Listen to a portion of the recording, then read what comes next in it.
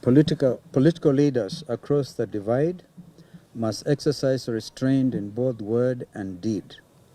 Leadership demands responsibility, especially during moments of heightened political tension. We must reject language that fuels division and instead reaffirm our shared commitment to peaceful democratic competition. Kenya demonstrated constitutional maturity in 2022 through a peaceful transfer of presidential power. We must not allow that achievement to be undermined by a growing culture of intimidation, goonism, and politically sponsored violence. I want to add state-sponsored political violence. We therefore call upon the government to reassure, I think we are being very polite here, to reassure all Kenyans that every lawful political gathering will receive equal protection under the law.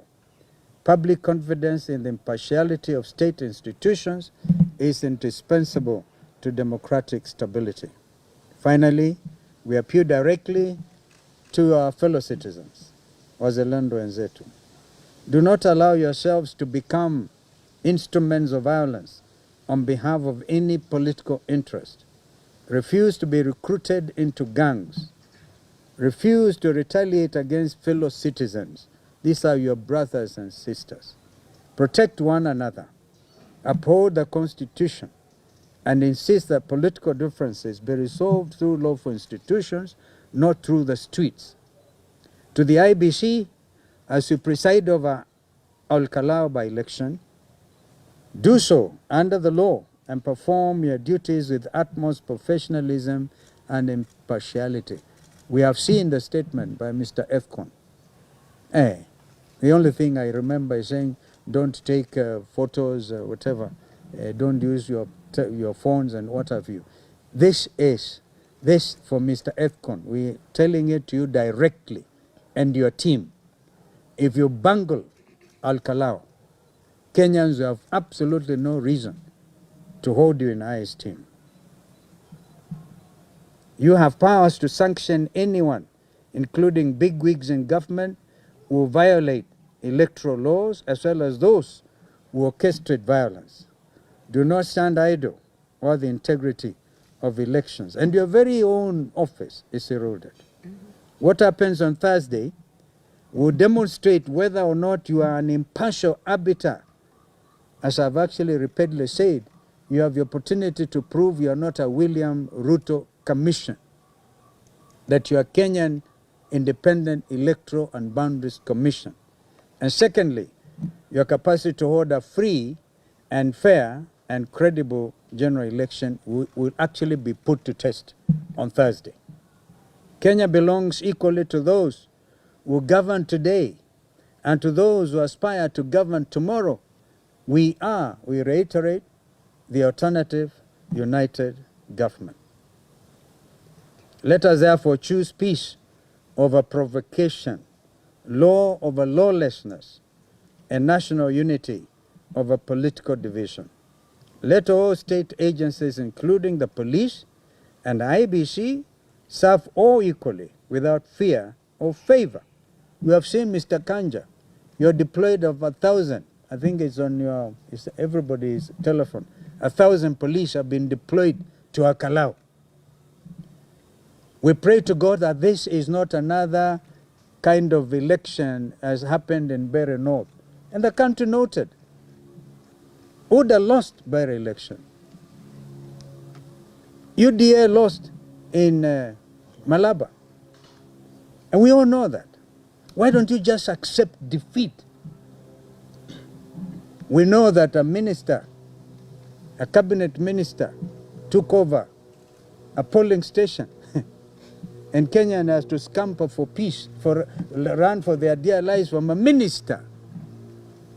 Or all these state officers who should not engage in politics. And you know it. You know it is in the Constitution.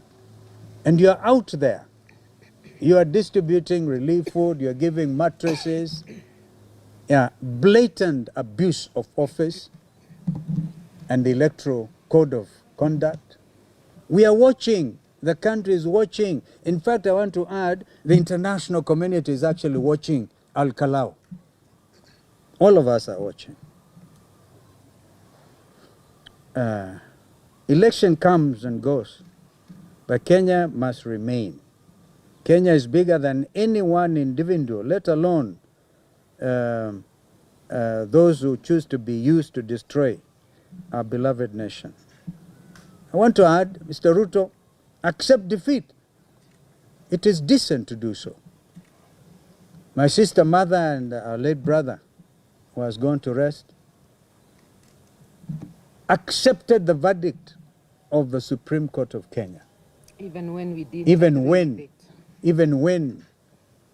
didn't believe it was hot air. We took it. We were called hot air staffers. We took it. Mr. Ruto must prepare to lose this election. We're even aware of your cooking attempts to through Infotrak to try and divide the opposition. We are aware. Gunism has no place in Kenya now or ever or forever. Kenya will not become another Haiti. We know you send our boys there, maybe to learn, to benchmark, and we're beginning to see evidence of Haiti type of gangsterism in our country every day. We will not accept it. Our answer to violence must never be more violence. Our answer must be justice, constitutionalism, and the rule of law. This is our statement. If anybody has any question. Question. My name is Ndubi Moturi for Daily Nation. We have seen a report today by the Kofi Annan Foundation saying that there's a high likelihood, around 84% of violence in the 2027 upcoming election. What could be your reaction to this? Our reaction is serious concern. Kofi Annan Foundation is one of the reputable international organizations, named, of course, after, was started by our late brother, the late Kofi Annan, United Nations General Secretary. Yes, and this has gone, by the way, to all the investment community. Anybody who wants to put their money in Kenya stands guided by that kind of research, Moturi, that you're referring to.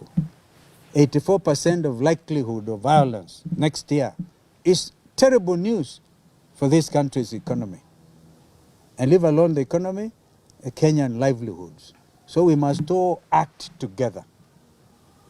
And this is the moment. Another question? Your mother. Let me say something on that. There's something we can do as Kenyans. We can reject violence as a means. The goons are coming from our homes as citizens, our neighborhoods, our communities. Let us talk to each other. And to the police, the few rogue who are working hand in hand with goons. Remember, you destroy Kenya, you too will not have a home. We can live without being leaders or be somewhere in jail. Egypt was a police state. Tahrir Square still happened. China, Tiananmen Square happened, and you know China. Hitler disturbed the entire world, allied forces together. He still fell. It is not a question of if you will leave power, those who are in power today. It's a question of when.